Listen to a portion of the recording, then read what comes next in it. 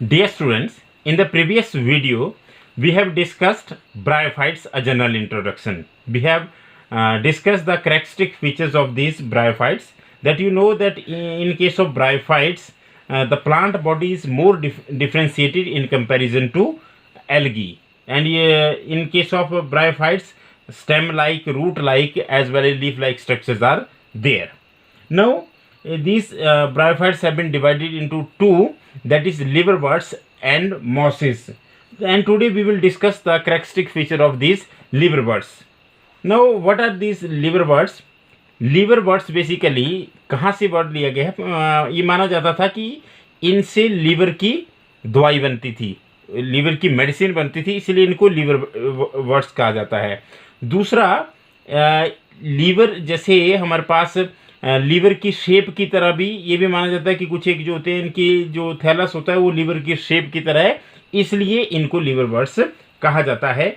लेकिन यहाँ पर हमारा जो मेन एम है वो ये है कि लिवरवर्ट्स होते क्या हैं, बेसिकली किस तरह के ब्रायोफाइट्स जो होते हैं वो लिवरवर्ट्स होते हैं. तो सबसे पहले अगर हम बात करें तो habitat is the most important feature of any organism. And when we talk about the habitat, these grow in, you know, that is the bryophytes, they occur, they grow well in moist and shady places. तो ये भी बिल्कुल अलग नहीं है, इनको भी कैसे प्लेसेस पसंद है? moist and shady places. अब ये moist and shady places जब हैं तो कहाँ पे होते हैं? ये कहीं भी हो, चाहे ये हमारे पास बैंक्स ऑफ रिवर हो या कोई पॉन्ड हो, या आप ये भी कह सकते हैं डैम्प सॉइल हो, जहाँ पे गिल्ली जैसी मिट्टी हो, वहाँ पे भी हो सकते हैं. और इसके अलावा इवन दे में grow on bark of tree and even deep in the woods. देखिए, हैबिटेट की अगर हम बात करें तो हम बात करें ब्रायोफाइट्स की. ब्रायोफाइट्स के ही एक ग्रुप की हम बात कर रहे हैं और वो ग्रुप है लिवरवर्ट्स. और लिवरवर्ट्स में हमने बोला कि ये बिल्कुल जो नॉर्मल ब्रायोफाइट्स होते हैं मॉइस्ट एंड शेडी प्लेस में ग्रो करने वाले, ये भी वहीं ग्रो करते हैं. पर ये जो मॉइस्ट एंड शेडी प्लेस है ये कहीं भी हो सकता है, चाहे रिवर का बैंक हो, पॉन्ड के साथ हो, या हमारे पास सॉइल हो, डैम्प सॉइल हो, बार्क ट्री बार्क हो, या डीप वुड्स के अंदर, डीप इन वुड्स मतलब उसके अंदर काफ़ी अंदर तक भी ये हो सकते हैं. अब दूसरा अगर हम बात करें तो जो दूसरा इंपॉर्टेंट फीचर होता है दैट इज प्लांट बॉडी. तो अब अगर हम इनके प्लांट बॉडी की बात करें, you know that the bryophytes are more differentiated than algae. Now the plant body in case of this liverworts is thalloid. Thalloid means that is it is not differentiated into true root, true stem and true leaves. तो ये अगर हम यहाँ पे example ले रहे हैं मार्केंसिया, इसको आप ऐसे भी याद रख सकते हैं, इसकी स्पेलिंग थोड़ा सा अलग है, तो आप ऐसे याद रख सकते हैं मारचेंटिया, MAR चेंटिया CHANTIA. तो आप इसको मार्केंसिया इसे कहते हैं.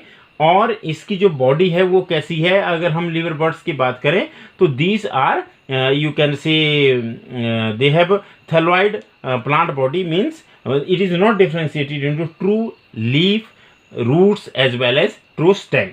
Now, the next important point is the thallus is dorsiventral. dorsiventral का मतलब क्या हुआ कि इसमें जो डॉर्सल साइड है और वेंट्रल साइड है वो वेल मार्क्ड है. मतलब there is a clear cut difference between dorsal side and ventral side. And it may be flattened हो सकता है, चपटा हो सकता है. अगर मार्केंसिया की अगर हम बात करें तो डॉर्सिवेंट्रल फ्लैटेंड होता है. एंड अप्रेस्ड टू द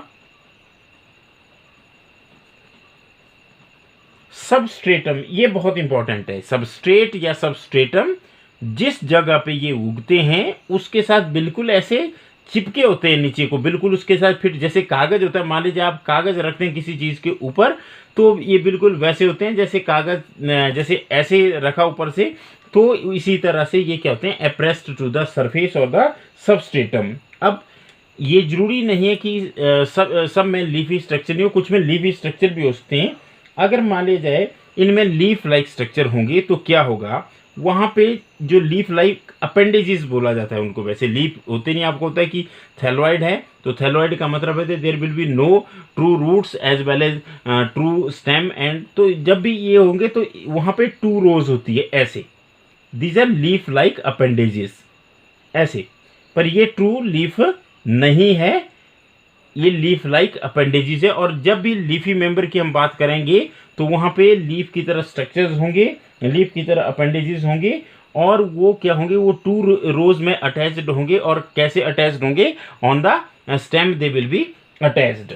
अब अगर हम इनमें मतलब स्टेम भी नहीं, आपको पता है कि it is a stem like structure, और अगर हम ये देखें तो these are leaf like structures, these are not true leaves.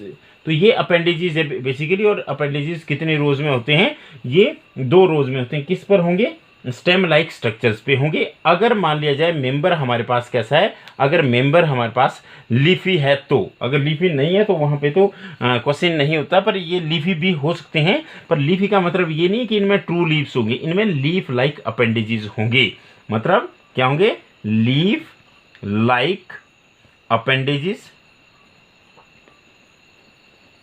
On stem like structure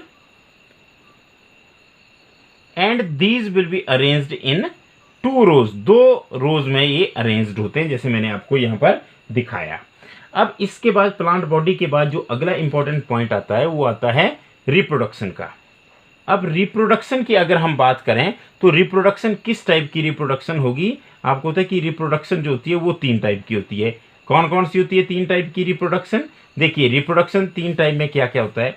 पहले तो हमारे पास होती है वेजिटेटिव, मैं बार बार इस चीज़ को बता रहा हूँ, चाहे हम एल्गी पढ़ रहे हैं तो वहाँ से हम चले वेजिटेटिव, फिर हमारे पास आती है asexual mode of reproduction and last is sexual mode of reproduction. तो यहाँ पे तीनों मोड ऑफ रिप्रोडक्शन होते हैं, चाहे वो वेजिटेटिव हो, चाहे एसेक्सुअल हो, चाहे सेक्सुअल हो। जो वेजिटेटिव मोड ऑफ रिप्रोडक्शन है वो सिंपल प्रोसेस होता है, you know what is the simple process of vegetative, that is fragmentation. अब इतनी बार हम इस वर्ड को सुन चुके हैं कि ये अब क्लियर हो जाना चाहिए। तो फ्रेगमेंटेशन का क्या मतलब है कि जैसे मान लीजिए हमारे पास क्या है, जो थैलस है वो क्या करेंगे, वो फ्रेगमेंट्स में बदल जाएगा। जैसे ये है, सपोज करो ये हमने थैलस लिया, अब इस थैलस में क्या होगा, इसके टुकड़े हो जाएंगे। फ्रेगमेंट का मतलब क्या होता है, उसके टुकड़े हो जाएंगे। सपोज करो ये टुकड़ा अलग हो गया, और ये जो टुकड़ा है ये किस में ग्रो कर जाएगा, ये न्यू इंडिविजुअल में ग्रो कर जाएगा। तो अगर हम इसकी बात करेंगे तो ये किस में ग्रो करेगा, न्यू इंडिविजुअल में ग्रो कर जाएगा। And this method is called as fragmentation. और फ्रेगमेंटेशन में बेसिकली होता क्या है, जो थैलस होता है that gets divided into smaller fragments and the smaller fragments grow into the new individual. तो this is the vegetative mode of reproduction. अब अगर हम बात करें एसेक्सुअल की, तो जो एसेक्सुअल रिप्रोडक्शन है, एसेक्सुअल रिप्रोडक्शन में सबसे इम्पॉर्टेंट यहाँ पे आपको एक चीज़ याद रखनी होगी। अभी थोड़ी देर के बाद मैं आपको एक वीडियो दिखाने जा रहा हूँ, उसमें मैं आपको एसेक्सुअल बर्ड्स दिखाऊंगा। तो जो एसेक्सुअल बर्ड्स होते हैं वो क्या होते हैं, वो हमारे पास इन्हें कहते हैं गैमी। मतलब क्या है, जो एसेक्सुअल बर्ड्स है these are gemmae, gemmae are the asexual birds. और गैमी या जैमी आप अपने हिसाब से प्रोनाउंस कर सकते हैं, कोई प्रॉब्लम नहीं है, गैमी। अब ये जो गैमी होते हैं, व्हाट आर दिस गैमी, ये कैसे होते हैं, ये होते हैं ग्रीन स्ट्रक्चर्स, ग्रीन स्ट्रक्चर्स, और you can say these are asexual birds. अब ये एसेक्सुअल बर्ड्स हुए, ठीक है, ग्रीन स्ट्रक्चर हुए, लेकिन ये क्या होते हैं, ये मल्टी सेलुलर होते हैं। अभी मैं आपको ये एक वीडियो दिखाऊंगा, उस वीडियो में हमारे पास क्या होगा, जो गैमी होंगे वो स्पेशल रिसेप्टिकल्स पे होंगे, और इन स्पेशल रिसेप्टिकल्स को क्या क्या बोला जाता है, इनको बोला जाता है गैमा कप्स। तो अब हमारे पास देखिए, मैं आपको पहले गैमी का एक स्ट्रक्चर बताने जा रहा हूं। इस तरह के होते हैं गैमी, ये गैमी। अब ये मल्टीसेलुलर होंगे। अब आप देख सकते हैं कि अगर ये मल्टीसेलुलर स्ट्रक्चर हैं, ग्रीन कलर के स्ट्रक्चर हैं, ये बहुत छोटे छोटे होते हैं और ये स्पेशल रिसेप्टिकल्स पे होते हैं। उन स्पेशल रिसेप्टिकल्स को क्या बोला जाता है? गैमा कप बोला जाता है। जैसे यहाँ पर मैं बता रहा हूँ कि ये हमारे पास जो रिसेप्टिकल है जिस पर ये गैमी होते हैं, उन्हें क्या कहते हैं? गैमा कप कहते हैं, जैमा कप कहते हैं। ये आप प्रोनाउंस अपने हिसाब से कर सकते हैं। तो इसका मतलब है कि यहाँ पर आपके पास लिवर बर्ड्स में जो हमारे ब्रायोफाइट्स हैं और उसमें हम लिवर बर्ड्स पढ़ रहे हैं, वहाँ पे asexual mode of reproduction takes place by special asexual birds which are green in color and they are multicellular structure. These structures are called as gamma and these occur in specialized you can see receptacles and these receptacles are called as gamma cups. अब ये जो gamma cup से कहाँ पे located होंगे? ये थैलाई पे होंगे। अब क्या होगा? गैमा कप से क्या होंगे? These गैमी they become detached. Detached का मतलब क्या है? कि ये अलग हो जाएंगे और जैसे ये अलग होंगे तो उसके बाद क्या होगा? ये गैमी किस में ग्रो कर जाएंगे? ये थैलस में ग्रो कर जाएंगे, इंडिविजुअल थैलस में ग्रो कर जाएंगे। तो ये कौन सा मेथड है हमारे पास? This is the asexual method of reproduction in case of liverworts. तो लिवर बर्ड्स में जो एसेक्सुअल रिप्रोडक्शन होती है वो स्पेशल एसेक्सुअल बर्ड्स के थ्रू होती है। These buds are green in colour and these are multicellular in nature and you know these occur in special small receptacles and those small receptacles are called as gamma cups. अब क्या होगा? जैसे ये gamma cup से detach होंगे तो ये grow करके क्या कर जाएंगे? जर्मिनेट करेंगे और नए इंडिविजुअल बना देंगे। अब जो हमारे पास मेन है दैट इज सेक्सुअल रिप्रोडक्शन। अब आपको पता है कि सेक्सुअल रिप्रोडक्शन के लिए सेक्स ऑर्गन्स होते हैं और आपको पता है जो मेल सेक्स ऑर्गन है वो होता है एंथरीडियम और जो फीमेल सेक्स ऑर्गन होता है वो होता है आर्चीगोनियम। और आप ये भी जानते हैं कि जो एंथ्रीडियम होता है वो स्पेशल ब्रांचेस पर होता है। उन ब्रांचेस को कहा जाता है एंथ्रीडियोफोर्स और जो आर्चीगोनियम होता है वो भी स्पेशल ब्रांचेस पर होता है और इनको कहा जाता है आर्चीगोनियोफोर। तो ये एंथ्रीडियम और आर्चीगोनियम सेम थैलस में भी उगते हैं अगर वो बाइसेक्सुअल है। बाइसेक्सुअल का मतलब है कि मेल और फीमेल सेक्स ऑर्गन जो है एक ही थैलस में है। और अगर वो यूनिसेक्सुअल है तो मेल थैलस अलग होगा और फीमेल थैलस अलग होगा।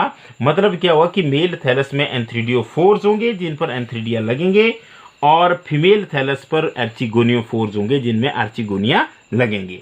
अब आपको पता है कि जो एंथ्रीडियम होता है, एंथ्रीडियम के अंदर क्या होता है?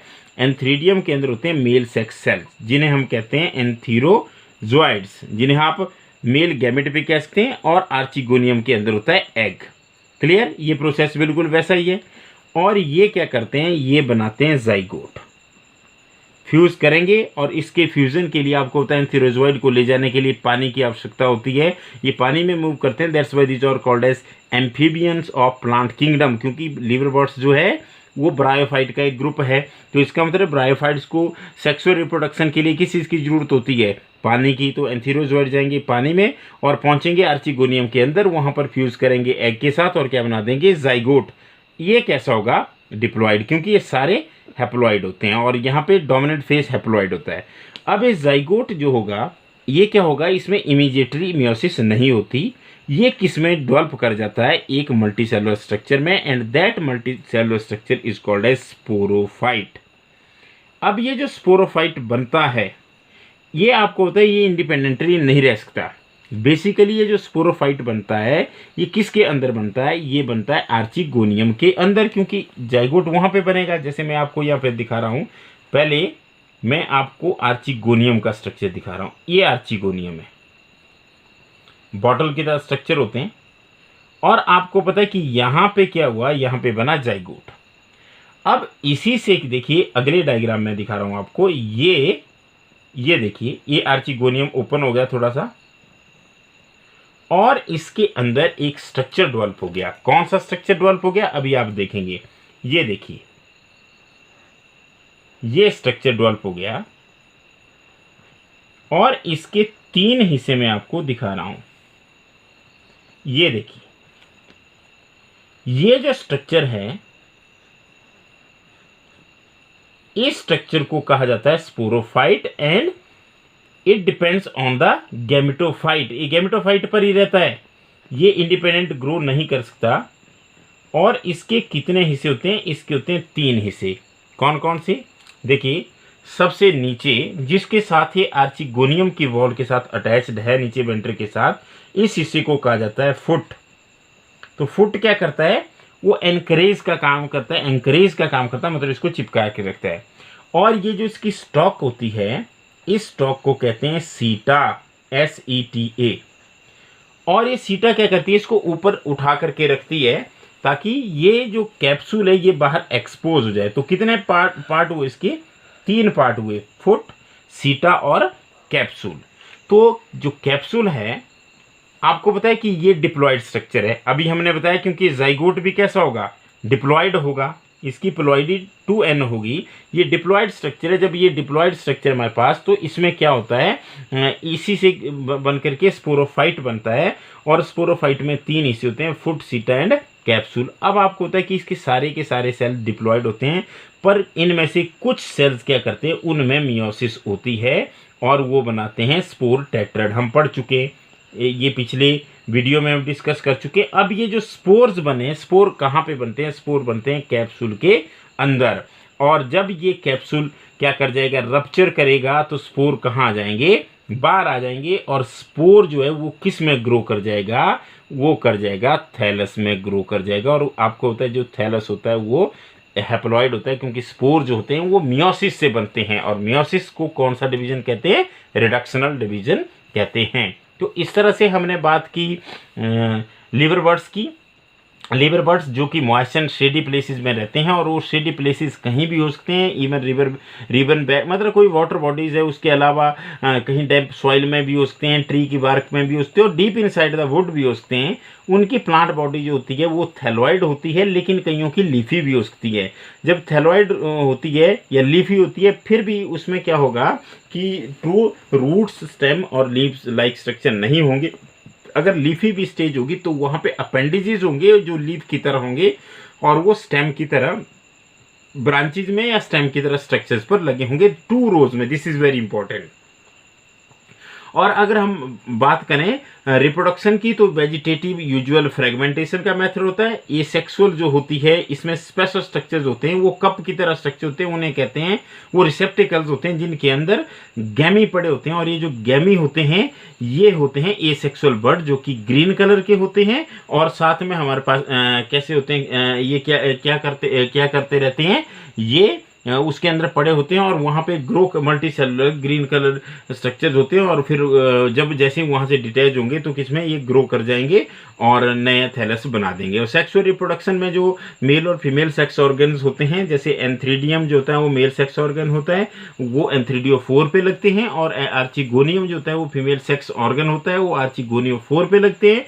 और ये सेम थैलस में भी हो सकते हैं, डिफरेंट थैलाई में भी होते हैं। जैसे एंथीरोजोइड मेल गैमेट होता है, पानी के थ्रू आर्चिगोनियम के अंदर एग सेल के साथ फ्यूज करके जाइगोट बनाता है। जाइगोट एक मल्टी सेलुलर स्ट्रक्चर में डेवलप होता है, जिसे स्पोरोफाइट कहते हैं। और ये जो स्पोरोफाइट होता है, इसकी प्लॉइडी डिप्लॉइड होती है। और इसके कुछ एक सेल जो होते हैं वो क्या करते हैं? वो मियोसिस करते हैं और वो बनाते हैं स्पोर्स। पर स्पोर केवल बनेंगे कहाँ पे? इसके जो 3 पार्ट होते हैं, कैप्सूल में जाकर के स्पोर बनते हैं। हालांकि इसमें एंकरेज के लिए फुट होता है, और एक जो स्टॉक लाइक स्ट्रक्चर होता है वो सीटा होता है, और उसके बाद ऊपर कैप्सूल होता है। तो कैप्सूल जैसे स्पोर, हैप्लॉइड स्पोर जमीन पर गिरेंगे, वो जर्मिनेट करेंगे और वो थैलस बना देंगे। अब आप इस वीडियो में देखें, इस वीडियो में आपको नजर आएगा कि किस तरह से हमारे पास जो एक थैलस है वो अटैच्ड है। उस पर मैं आपको एंथ्रीडियो 4, आर्चिगोनियो 4 और साथ में गैमा कप्स के अंदर गैमी दिखाने की कोशिश करूंगा। तो अभी आप इस वीडियो को देखें। इस वीडियो में आप साफ देख रहे हैं कि यहाँ पर आपको लिवर बर्ड्स दिखाए जा रहे हैं जो कि अपने नेचुरल हैबिटेट में है। और आप देख सकते हैं ये कितने डेंसली है। अब यहाँ पर एक स्ट्रक्चर जहाँ पर फिंगर से दिखाया गया, ये एक आर्चिगोनियोफोर है। आप देख सकते हैं एक अम्ब्रेला की तरह स्ट्रक्चर है, ऊपर भी दिख रहा है और यहाँ भी बहुत सारे दिख रहे हैं। तो आर्चिगोनियोफोर और एंथ्रीडियोफोर इस पे नज़र आ रहे हैं। अब मैं आपको इसके अलावा एक और चीज़ दिखाने जा रहा हूँ। आपको पता है कि यहाँ पर जो एसेक्सुअल रिप्रोडक्शन होती है वो एसेक्सुअल स्पोर्स के थ्रू होती है, बर्ड्स के थ्रू होती है, और उन बर्ड्स को कहा जाता है गैमी। अब यहाँ पर देखिए एक कप की तरह स्ट्रक्चर है। इस कप के अंदर जो ग्रीन ग्रीन पड़े हुए हैं ये क्या है?